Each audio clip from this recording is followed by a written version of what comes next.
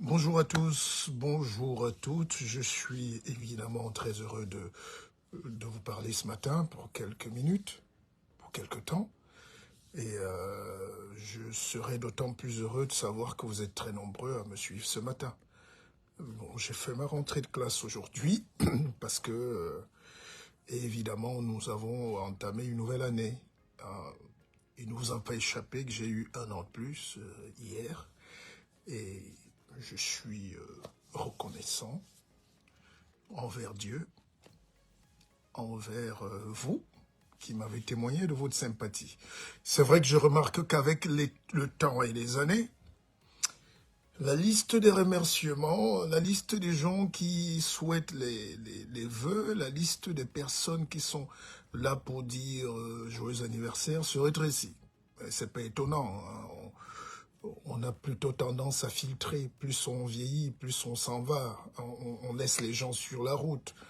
On laisse les gens qui bavardent, les gens qui médisent, les jaloux, les bouffeurs d'énergie, les négatifs, les pessimistes.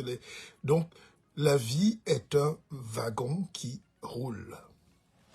Et dans ce voyage, donc, nous sommes appelés à décharger les fardeaux, à éliminer les gens, les charges inutiles, les bagarres, les nerveux, les toujours fâchés, les intrigants. On garde l'essentiel, la crème, parce que vous êtes la crème de la crème. Donc j'ai vraiment eu envie de vous dire merci ce matin. Moi, il y a quelques années, quand je faisais un anniversaire, c'était au Georges V, c'était au Prince de Galles, c'était à Plaza Athénée, les grands palaces parisiens. Et il y avait parfois 20, 30, 40, 50 personnes à mes frais. Et puis, je me suis retrouvé à souffler ma petite bougie en toute intimité. Voilà. Et ça veut dire qu'on a maturé aussi cette énergie. On garde l'énergie pour d'autres choses. Entre-temps, je suis très heureux et je serai toujours en 2024 le même, plus fort, plus, plus présent, plus leader, plus guidant dans mes enseignements, mes actions sur le terrain. Voilà, donc j'ai quelques blessures, comme tous les hommes, j'ai quelques déceptions, mais j'ai beaucoup de joie à accueillir ce qui m'arrive. Vous savez, dans la vie, c'est un enseignement aussi, c'est le deuxième de la journée. Il y a le locus interne et le locus externe. Qu'est-ce qui dépend de vous et qu'est-ce qui ne dépend pas de vous? Alors, battez-vous à ce que ce qui dépend de vous soit vraiment fait par vous. Aux joies. Battez-vous dans la vie pour que ce que vous pouvez faire soit fait par vous et soit déjà fait. Et laissez à la nature, laissez à Dieu, laissez au destin le choix de régler certaines petites choses. Parce que la justice divine est là. La justice divine, pour ceux qui ne le savent pas, c'est ce règlement interne qui guide la vie des hommes. Vous faites du mal aujourd'hui, vous payez. Si vous réussissez à échapper, vos enfants vont payer. Donc c'est ça la justice divine. La justice divine aussi, c'est pour les orphelins, les veuves. On protège toujours. Dieu protège toujours les orphelins et les veuves. Donc si vous êtes un orphelin, n'allez pas aussi croiser les bras parce que Dieu vous protège. Cherchez donc à comprendre ce message et vous vous accrochez à quelque chose de plus puissant. On est d'accord? C'est l'orphelin en chef qui vous parle. Et c'est l'écarté de justesse qui vous parle. C'est le combattu de toujours qui vous parle, mais le combattant reste là. Dans ma vie, on a souvent eu affaire à des violences qui nous ont été faites. Et des gens avaient même prédit, vous savez, regardez bien même dans vos familles, les gens qu'on pousse, les gens à qui on met le biberon dans la bouche, les gens qu'on avantage en créant beaucoup d'injustices, même sans mérite, ces gens-là ne vont jamais loin. Et parfois, ça vient des parents. C'est-à-dire, les parents ont 6 enfants. Ils choisissent 1 ou 2 qui sont les plus faibles et ils se mettent à leur donner tout. Parfois, ils payent l'école, même on ne paye pas à certains. Vous avez un même père, hein, ou même mère, elle donne à manger à certains, elle ne donne pas à d'autres. Et puis, les enfants écartés, les enfants qu'on dénigre, c'est toujours eux. Donc, nos parents ont la capacité de détecter, puisque c'est eux qui nous accouchent, ou dans nos familles, ils ont la capacité de détecter quel est l'enfant qui peut sauver la famille. Ils ont la capacité de sentir qui va amener la richesse.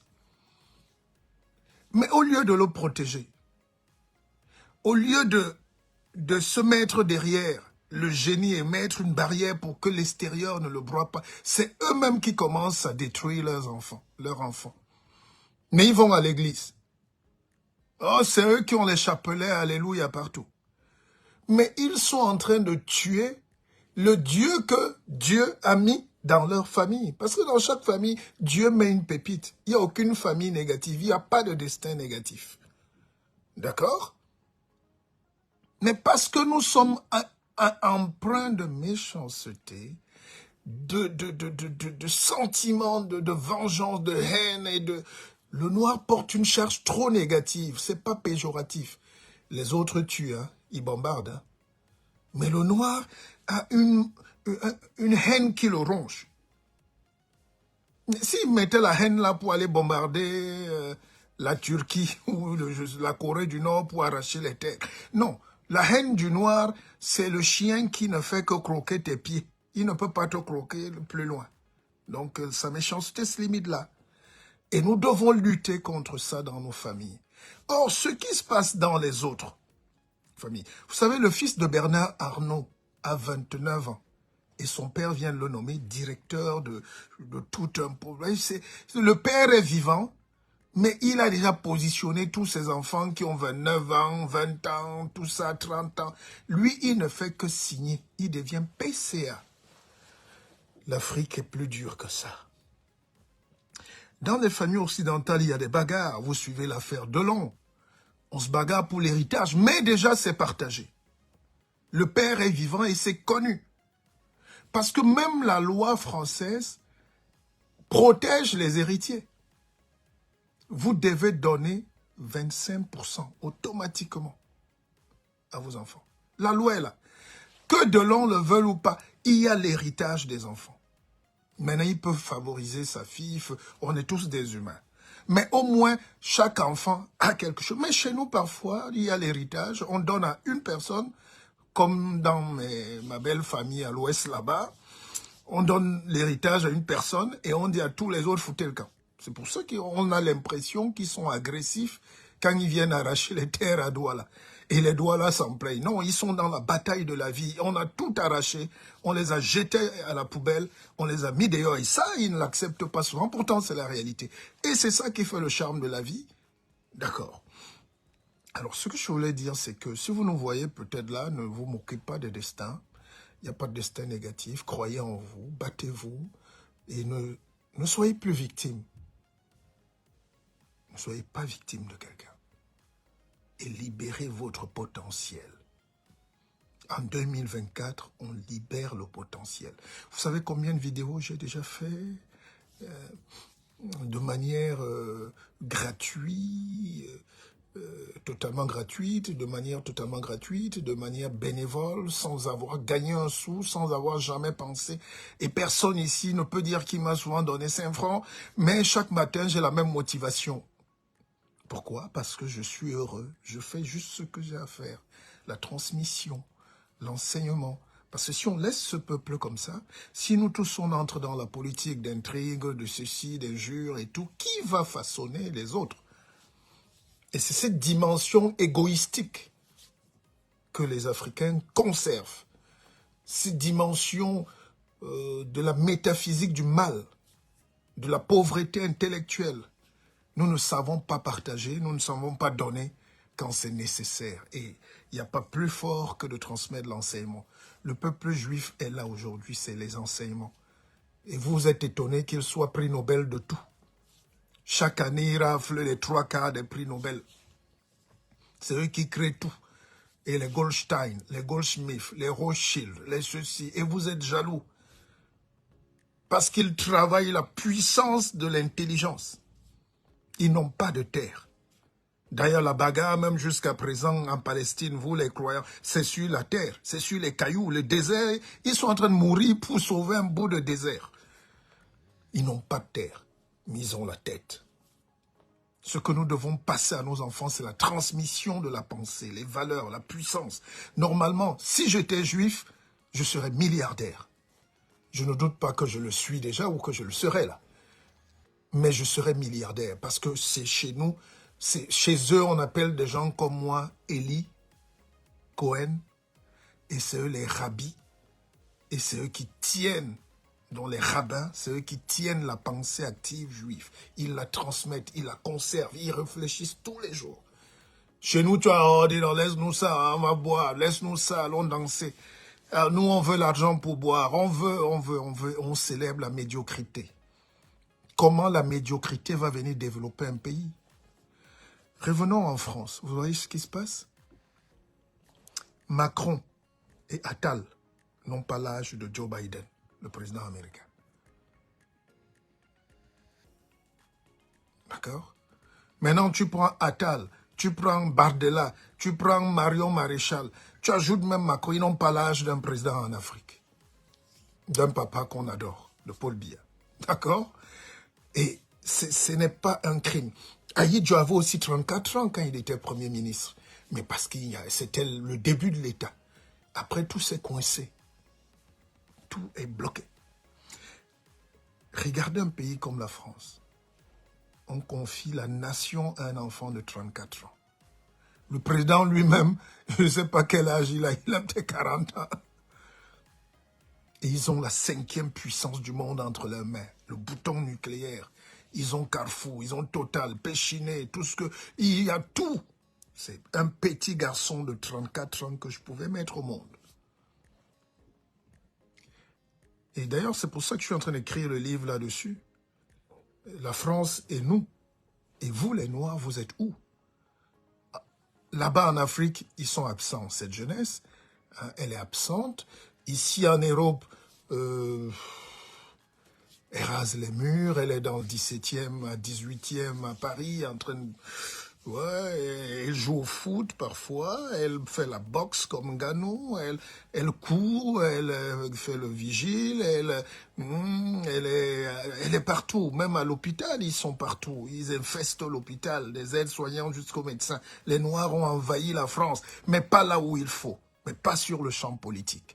Et ça, c'est un sujet de thèse et je suis en train de rédiger un dernier livre qui sera prêt dans quelques semaines et j'espère que vous allez le garder pour vos enfants parce qu'on va enseigner à vos enfants en Europe, au Canada, aux États-Unis, pourquoi et comment faire pour ne plus être observateur comme nous le sommes aujourd'hui de la scène politique et en Afrique là-bas où on nous chasse et en France aussi où on n'existe pas.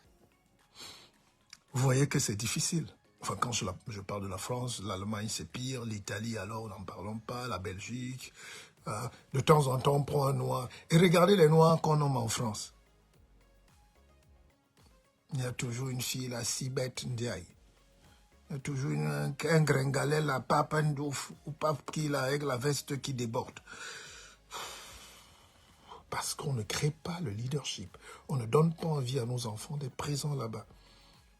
Il y a des enfants qui sortent d'HEC, de grandes écoles, Sciences Po, la Sorbonne. J'ai actuellement un fils à la Sorbonne. Est-ce qu'il a seulement l'idée d'aller foncer, d'exister en politique? Parce que si vous n'êtes pas là, on va vous écraser les doigts. On va vous arracher les droits. Vous ne serez jamais présent. Vous serez les victimes. On va faire les lois sans vous. On va décider de votre avenir et celui de vos enfants. Vous allez applaudir sur TF1. Donc, c'est un peu ça qui m'amène ce matin à vous dire, les gars, il faut former nos enfants à être plus présents. Quand nous faisons des conférences, vous devez être là.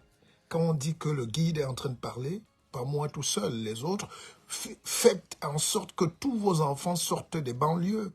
qui viennent écouter un discours qui va leur donner la parole. Vous savez, moi j'ai croisé Giscard d'Estaing il y a 25 ans, il y a un quart de siècle. Si je n'avais pas la fierté africaine démesurée là, je serais dans une autre carrière politique aujourd'hui. Et puis en 2007, on était avec Sarkozy. Sarkozy qui a mené un discours, qui nous a dit, allez les gars, je veux voir plus de noirs, je suis immigré comme vous, je viens de Hongrie, mes parents ne parlaient pas le français, ceci, battez-vous, je veux mettre les... Et nous, on est rentrés au Cameroun. Je ne regrette pas, évidemment, mais je vous dis, pour les enfants qui sont nés ici, ne laissez plus que c'est les Bardella qui parlent pour vous demain. Pourquoi le noir aime être spectateur? Pourquoi vous voulez toujours applaudir? Pourquoi vous applaudissez ce qui est beau chez les autres alors que vous avez ça chez vous? Pourquoi vous êtes là à célébrer la vie à travers l'écran? Pourquoi vous passez la vie sur les rétroviseurs des autres? Et puis ce qui m'a marqué aussi, et j'ai constaté, oui, ne formons pas nos enfants à être vigiles. Nous, on peut être vigiles, mais pas nos enfants. Formez vos enfants. Arrêtez les soirées où vous me présentez au champagne. Vous ne savez même pas ce qu'on appelle un champagne. Mais c'est vous qui avez les mauvaises vestes. C'est vous qui avez les quincailleries. Mais c'est vous qui payez les tables à 1000 € et vous le dites alors que 1000 € payent la formation d'un enfant pour la prépa des grandes écoles. Subdeco, subdelec, subdetec, sub de trucs, Envahissez les trucs pour que demain vos enfants ne se fassent pas écraser comme vous dans les usines. Bon sang. Vous n'êtes pas fatigué d'être aide-soignant? Je ne dis pas que c'est mauvais. D'ailleurs, je salue tout ce courage que vous avez d'aller là où les gens ne peuvent, les autres ne peuvent pas mettre la main. Mais bon sang, pourquoi vous allez être si chrétien, si docile, si croyant, si bête? Voilà le discours de ce matin. Et c'est ça que je voulais partager avec vous, que partout où vous êtes, dites-vous que vous n'êtes pas les derniers. Vous ne formez pas non plus vos enfants à être les derniers. Le leadership se prépare, ok? Arrêtez de vous mentir sur les réseaux sociaux. Quand on gratte un peu là, dès qu'on lance... Les femmes ont l'argent pour acheter une perruque, je sais pas quoi, des trucs de 1000 €, 2000 €, mais les enfants ne vont ni au théâtre, ni dans les cours, ni au cinéma, ni. Et puis on est victime. Je ne veux donc plus voir les yeux de victime. En cette année 2004, c'est une prière. Encore que les Africains ne savent pas ce que c'est que la spiritualité. Tous ils viennent crier la Kémit, mais après ils s'appellent Bouba, il est musulman. L'autre crie au Tombouctou, la ville du Mali, mais il est à la mosquée du Mali. Mais il dit qu'il est chrétien, croyant. La religion, c'est, comme disait quelqu'un, la religion, c'est les autres, c'est une culture, c'est la tradition.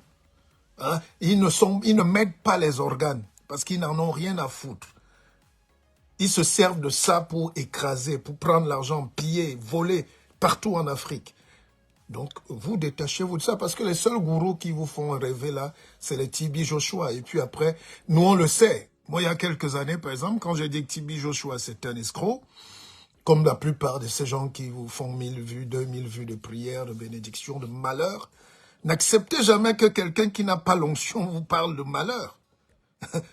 Ces gens-là vous aspirent l'énergie. C'est des Africains comme vous. Ils sont béninois, togolais, congolais, tout ce que vous voulez, ivoiriens. Ils ne font que vous capter l'énergie. Ils ne vous apportent rien du tout. Ils s'achètent des maisons et des vestes.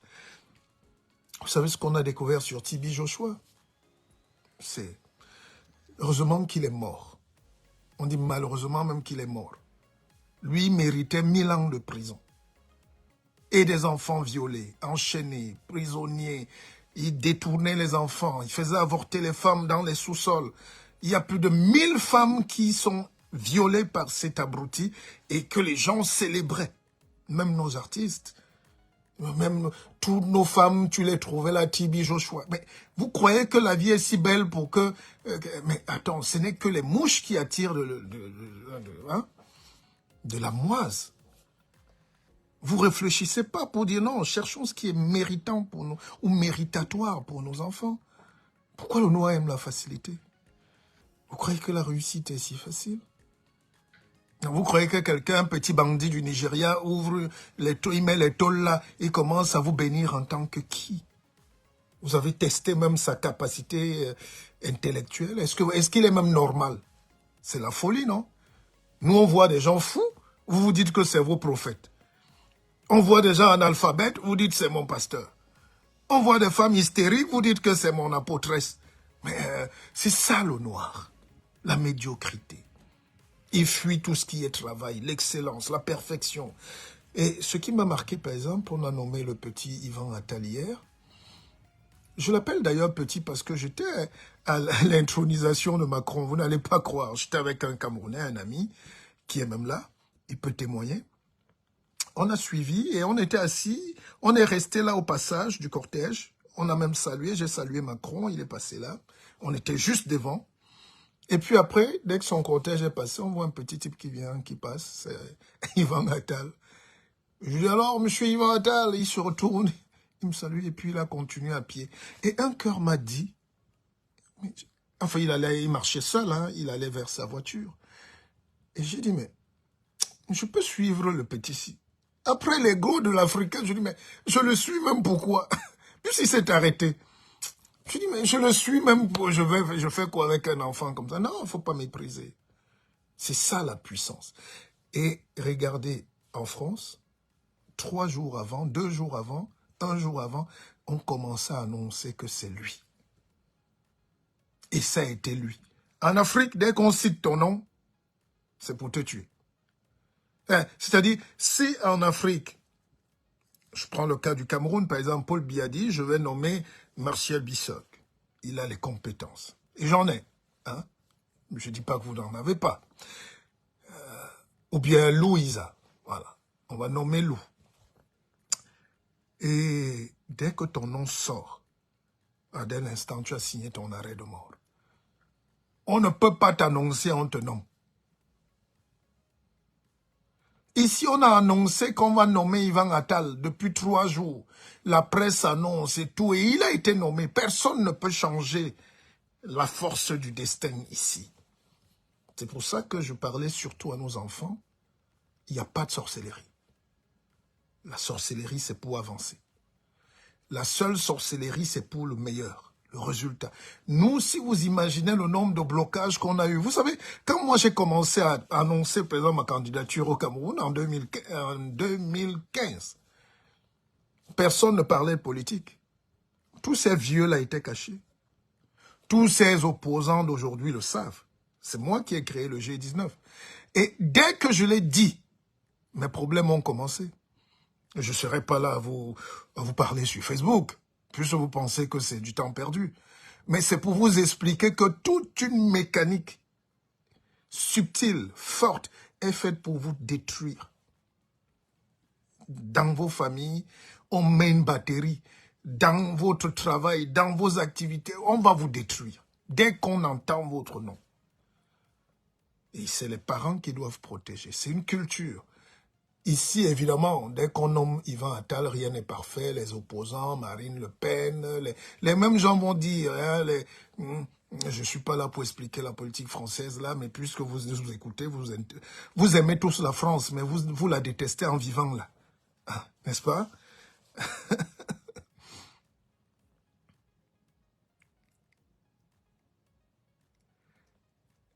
Oui, on n'est pas là pour un grand débat, quel que soit le sujet. Quel que soit le problème c'est que on annonce le gars et on le nomme. Il arrive à être nommé. Il ne faut pas m'écouter au premier degré. Je dis chez nous, bon, si toi, on dit demain que tu es chef de ta famille, on annonce que tu seras le chef, monsieur, on va commencer à te tuer. Les problèmes là vont commencer. Je ne sais pas pourquoi le noir est comme ça. C'est la différence. Je n'ai pas dit qu'il y a meilleur. D'ailleurs, le livre est en train de sortir, La France et nous, les Noirs. C'est pas un livre communautaire, au contraire, c'est un livre humaniste. Vous devez déjà souscrire. Commandez-le dès maintenant, inbox, vous avez mes numéros, vous dites le guide, on précommande le livre. C'est comme ça qu'on travaille. Et c'est comme ça que je travaillerai désormais en 2024 avec vous. Parce qu'il faut amener les gens à acheter aussi, à être conscients, à faire un effort de guerre. Vous n'allez pas vivre de petits commentaires tout le temps. Donc, c'est ça que je veux dire. C'est-à-dire que on ne détruit pas, on n'arrête pas l'avion qui décolle. D'accord? Maintenant, on peut être d'accord, contre, on n'aime pas, mais on a annoncé. Pourquoi chez nous, quand vous êtes en Afrique et que vous voulez rentrer, même pour prendre le vol, vous ne dites jamais la date du départ? Vous buvez là avec quelqu'un et te dit non, je suis encore là, vraiment, je suis venu. Mais alors qu'il a fait le sac, il voyage le soir. Parce qu'il croit que l'avion va, va clasher. Non, vous ne pouvez pas arrêter l'avion. Vous ne pouvez pas arrêter quelqu'un qui croit en lui. Alors, sur ce, mesdames, messieurs, je vous souhaite une très bonne année.